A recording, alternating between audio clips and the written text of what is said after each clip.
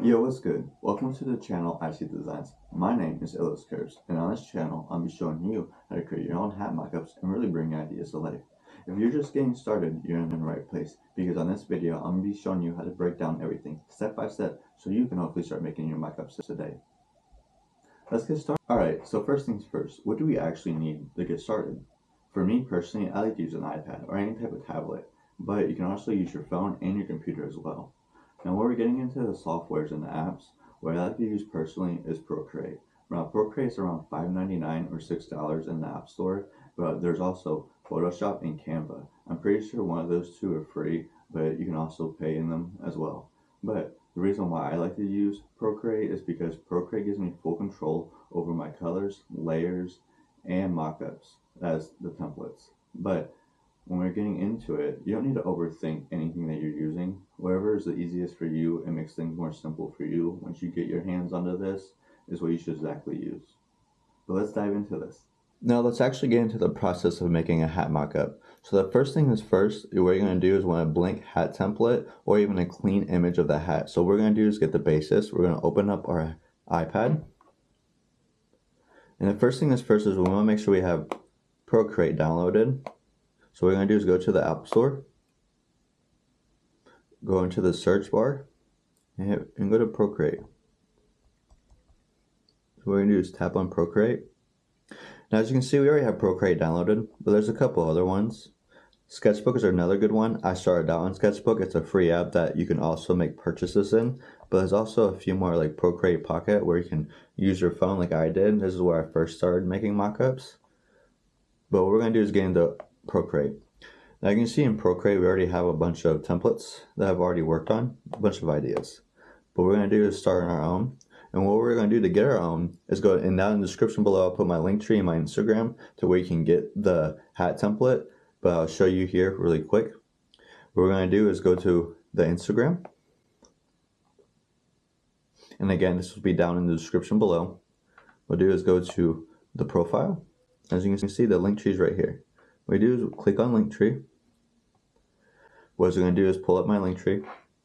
Then you're going to hit hat template. As we get into the hat template, what we're going to do is it's going to pull up it for us. We're going to hit these three dots right here. When you hit these three dots, you can see all these available things to press. We don't need to hit download. What we're going to do is hit open in. What we're going to do is get this, what it's going to do is get this prepared for us.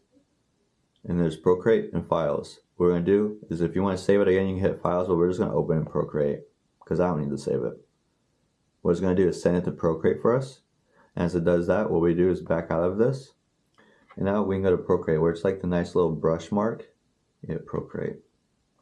Now you can see it's importing it for us. That's the most important thing that we want. Now you can see as we go into here, it will pop it up open for us and it'll load it up in here. As you can see, we already have this. We already need this because I already have something set up for us and build a cap. So we're going to just go to this template right here, this nice clean blank one. Now as you can see, we have all these widgets up here. Now these widgets can be new to you. If you need anything or want to learn more, just look up how to use Procreate. Very simple, but I'll run this through for you. What we have up here is your sizing tools. This is going to be your size, big or small. Then you're obviously going to have your fading tool. You can have it not fade at all or fade a lot.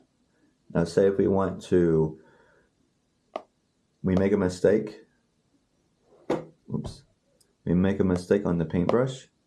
When we want to take it out, all we do is use two fingers and go and hit that. But say if we don't want to do it like that, we can just hit this back button. Say if we make another mistake up here, we want to erase it, we're just going to go to the erase mark, make sure it's big enough, and erase it. Clean and simple. So now this square right here is going to be where you pick your colors. As you can see, we had that red. Now on the top is going to be a new color. That'll be white. So obviously we'll have white. And now you see we have white. We'll go back, hit two fingers once. Boom. Now, this gallery will obviously take us back to where we have our work. That's not where we want to go. What we want to do is stay in our mockup. Here we have our toolbar. This toolbar is going to have a tool on it. What this is your actions. It's going to have add. You can insert a file, insert a photo, take a photo, and much more. Then you have your canvas. You can resize your canvas. You have share. What you can do is share this as in anything and share it to another Procreate, share it as a file, or share it even as a picture, or even save it. And then you have video and much more. Then you have your magic wand. This is just shared judgments from all types of things, from curves, color balance, and much more. Then you have your zigzag line. The zigzag line is going to be something very key as we go along and get more deeper into making mockups and doing more of logos and such more. But this will be your automatic. This will automatically select certain areas for you. This will be your freehand, where you can go ahead and freehandly select something. See? And then this right here will be a rectangle.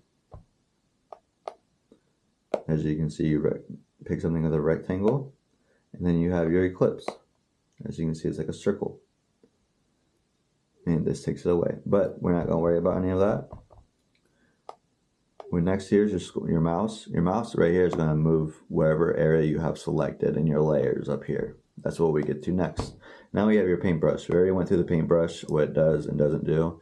You will have many other paintbrushes that you can use. But my key thing to do is stay on the round brush. Finger will do the same thing as the mouse. It will move wherever you have selected, as we know what the eraser does. And then this is the key part, is your layers. And then obviously you have your color. Your color, you can go through palettes, value, harmony, classic, and disc. I like to stay on value so I can get a little bit more in detail with my colors. But layers, this is what we're going to dig into. Layers shows everything. It shows from your top button that you'll use, your sweatband, your crown, your eyelets, brim, and under visor, and that's really it. Now, when you're going through and picking one, you don't want to stay on layer mask, because layer mask, as you can see, changes your color. You want to stay on the top button and make sure that's selected, because then your color will stay the same.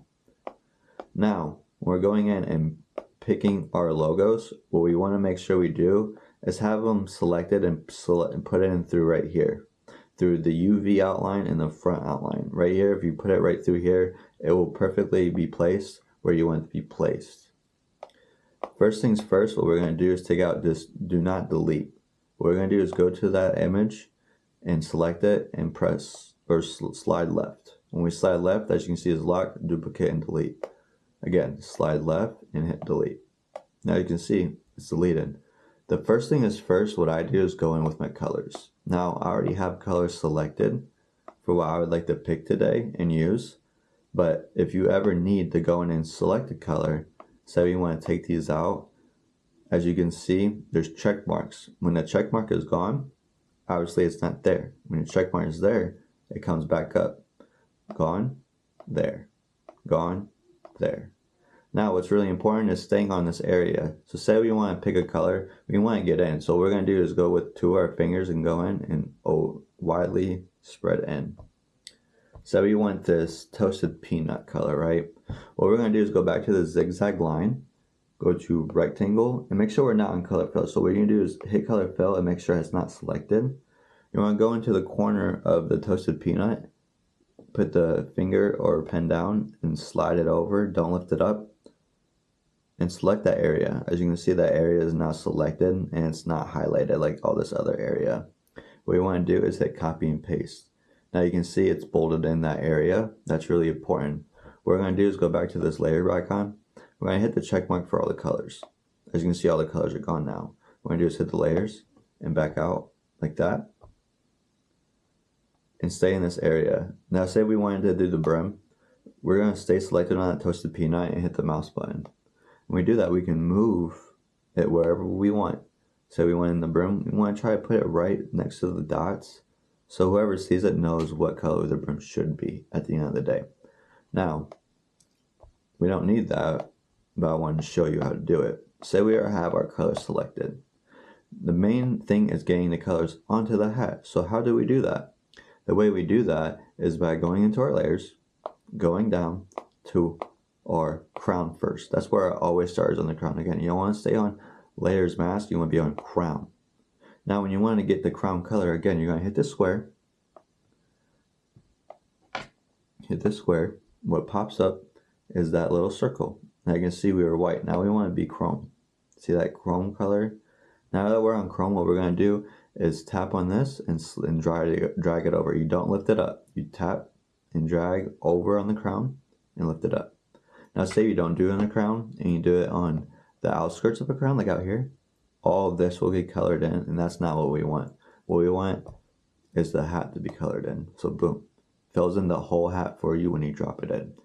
Next, again, eyelets, not layer mask, eyelets. Drag and drop.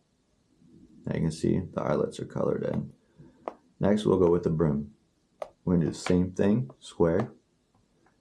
Go up to the brim, front door red. Press and drag and drop. As you can see, all the brims are now red. The same with the under visor. Under visor is gray, square. Go to the gray,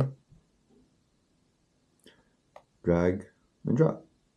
You can see all that's gray. Now we're going to go back all the way up to the top button. Again, not layer mask, top button. Gonna go out of that. Hit our square. Go to where the top button's at. Do the front button and drop it. Now you can see we already have everything we need. Our MLB logo is already red and white. If we want to change the color of that, what we do is go in, select that one, pinch and zoom, get close. Say we want to change one of it to chrome or black or red. Say we would hit that zigzag.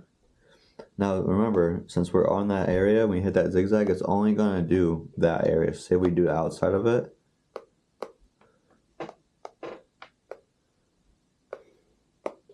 As you can see, it selects the whole outside of that logo that we didn't select. That's not what we want. What we want is to select the inside like this.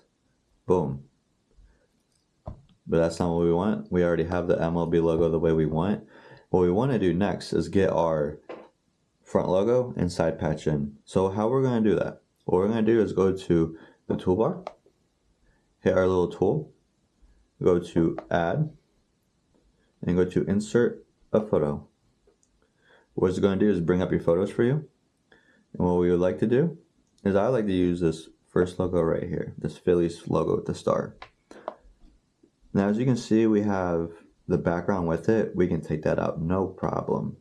We want to place it into where our front logo would be. So say we want to get this red out. What do? We hit the zigzag again. We're already on automatic. That's what we want to stay in. And we go in and click this in. You can see what area is highlighted. We want that red to be highlighted. When it's highlighted like this, what we're going to do is hit the eraser. Make sure it's all the way up and erase it. Now as you can see, that logo still stayed in, but we still have the black outline that we want gone. So what we're going to do is go back, hit that. Nothing selected anymore. We're going to make it a little bit smaller. Go in and just take out that outer line. Hit the mouse, make sure it's placed a little bit bigger. And boom, there's our first front logo. Now we want the side patch. Same thing again. Go to choose war, go to insert photo, go to Phillies. Now we're going to insert our side patch. I really like this side patch. Nice side patch. Now we want to make sure it's still looking good. So we're always going to zoom out and look at our project before we start digging into more or anything else. Now next, what we're going to do is start changing colors on certain logos. So what do we do to change the color in this logo? What we're going to do is go into the layers, go to that logo. Now when we're at this logo, what we're going to do, and actually you can see I made a mistake.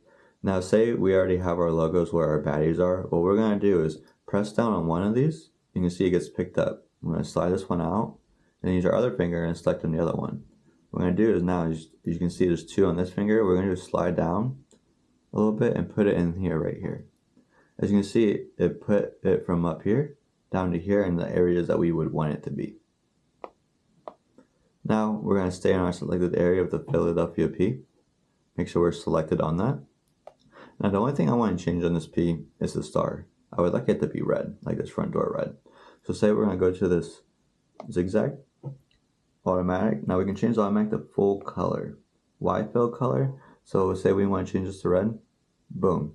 Now it's the red. We didn't have to go in and paint anything or erase anything. We just automatically chilled it with that. And then all we do is hit that zigzag. And there's our first logo. So now we want to get it out over here without even having to move it. So what we do is, again, slide left and hit duplicate. When we hit that, we're going to hit this layers button, hit the mouse, and slide it over and get it in a little bit cooler. So now you can see we want to get it leveled to where what I do is use these dots for the middle of the seams of the hat. See, now we got it perfectly placed. Now we have our front logo in, now we want to work on that side patch. What do we want to change about the side patch? Honestly, there's not too much I want to change, but say we want to put in some metallic threadings. I have that already inserted to our colors. What you're going to do is go to that metallic threading color, highlight it, again, hit that check mark, and now our colors are going to pop up. Now we want to stay on that so we can pick our color. So we want to change this out red color to gold or metallic gold rush. So what we're going to do is hit that layers, hit this square, and come up here, oops, hit that square, come up here, and pick that gold. And all we're going to do is go back to our layers, hit that, and go all the way back to where we have our side patch.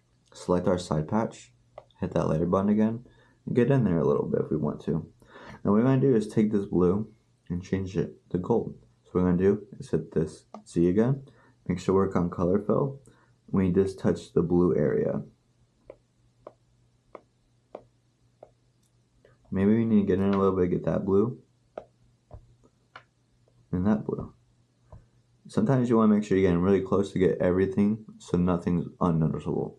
So what we want to do now after we're done is hit the zag, pinch out. We'll see most of the final project. But now we want the side patch to get up here. We're going to do the same thing that we did for that front logo. We're going to do layers, stay on selected on that side patch, slide left, and hit duplicate.